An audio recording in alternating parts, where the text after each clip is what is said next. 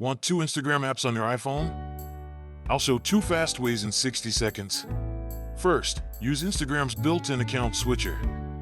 Open Instagram and go to your profile. Tap the 3-line menu, then Settings, and scroll to Add Account. Choose Log into existing account or create new account and enter your credentials. Switch instantly by tapping your username at the top and selecting the account you want. Tip: customize notification settings per account so you never miss messages or mentions. Method 2 makes a separate app icon using Safari, perfect for a fully separate login. Open Safari and go to Instagram.com, then tap the profile you want to make into an app. Log into that account in Safari and keep the session active so it stays signed in. Tap the Share button, choose Add to Home Screen, then tap Add to create the shortcut. Rename the icon if you like, then drag it beside the official Instagram app for easy switching.